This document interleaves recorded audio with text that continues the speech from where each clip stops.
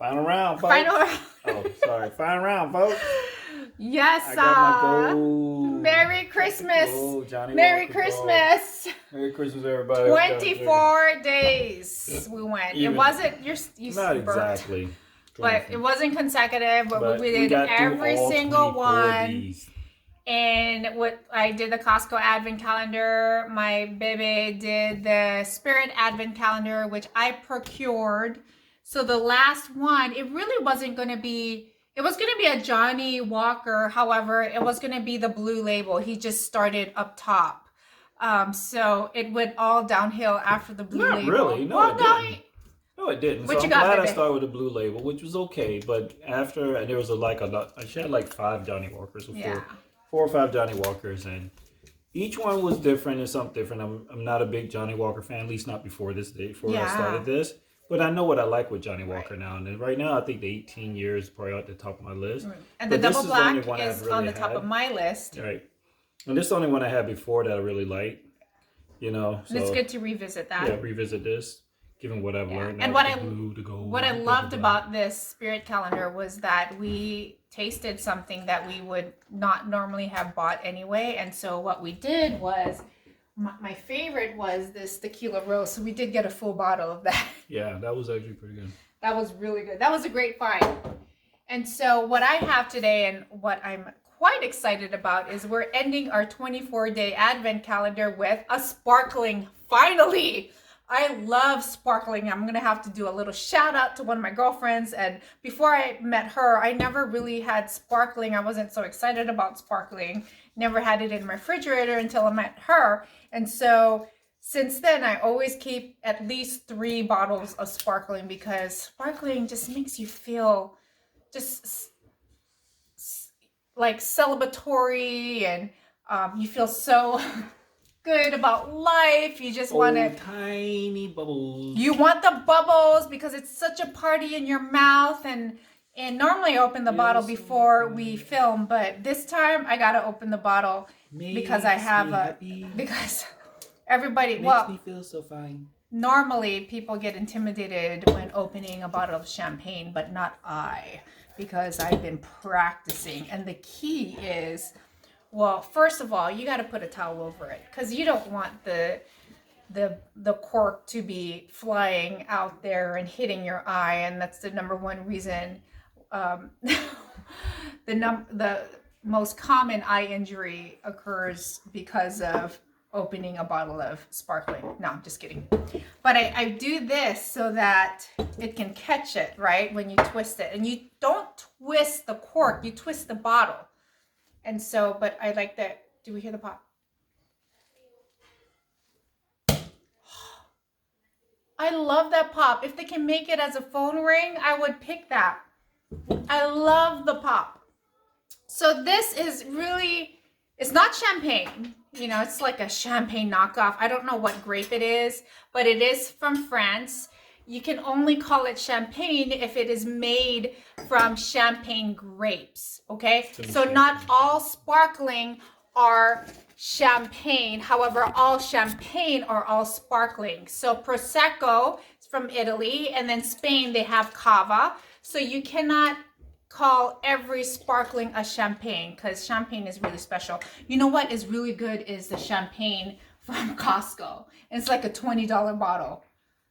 Yeah, yes, I need champagne from Costco. And then I have 2 different glasses I could serve my champagne in. It's like the regular flute champagne glass or the coupe glass, which I love. I prefer the coupe only because it looks really classy. Right? And excuse the pajamas. I mean, what? Only because this is the whole point of wearing this thing. I know, but we're like opening sparkling. Pay attention to it. Okay. Pay attention to it. We're wearing our onesie. Okay, This is our family look for today. It is. So here is the sparkling. Oh, I just love the bubbles. And you know what you have to be careful of? I just normally fill it to halfway. That way we're not overflowing and wasting the sparkling. Look at how golden color it is. Look at the bubbles, which I love. I can hear David burping in my ear, but that's fine. Immediately, I smell the white peaches in this one. Very fruity, crisp, fresh, typical of a sparkling. Now let me taste it. Ooh. Bubbles. This is why I love a good sparkling. The bubbles, the tiny, well, this one, it's not tiny. There are bigger bubbles in this one. But I love the party in my mouth. And it's a dry wine. And of course it's a light wine, and that's what you'll expect from a sparkling. There's a party in my mouth. Now, this is party ready, y'all. Something that I would not be afraid to serve to my guests. The little knockoff champagne. I'm okay with that.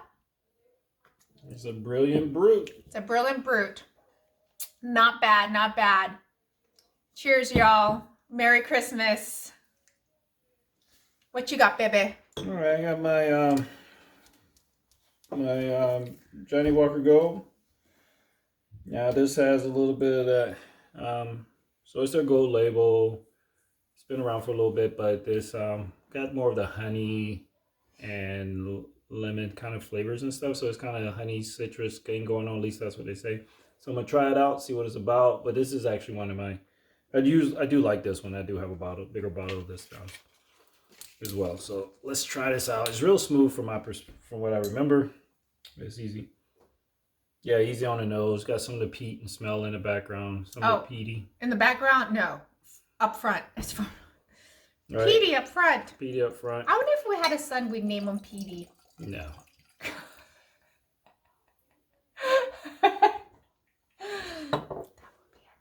That'll be a no. Give it some time. Let it air it out a little bit. Yeah, it's real peaty. I'm not a fan. I mean, but it's peaty on the smell. The question is it peaty on the taste? Right? How smoking peat is there? That's true. But yeah, there's some. Oh, now that you've evaporated some of the alcohol and the peatiness, the aroma of the whiskey comes out, and I smell I smell fruity flavors in that. Yeah, and I think that's that citrus stuff coming through, the fruits. It makes a really difference if you swirl your glass, y'all. Yeah, it does. Get some air in there. Get some air in there. Let it evaporate a little bit, and the oxidation will mix in with the liquid, and it'll change the makeup of the. Yeah, I mean it's one of those things too. Like you open up, let it breathe a little bit, pour it out there. Don't jump right into it. Breathe. Not bad. Yeah. Now it's even smell more of the honey, more of the. Yeah, it makes a difference.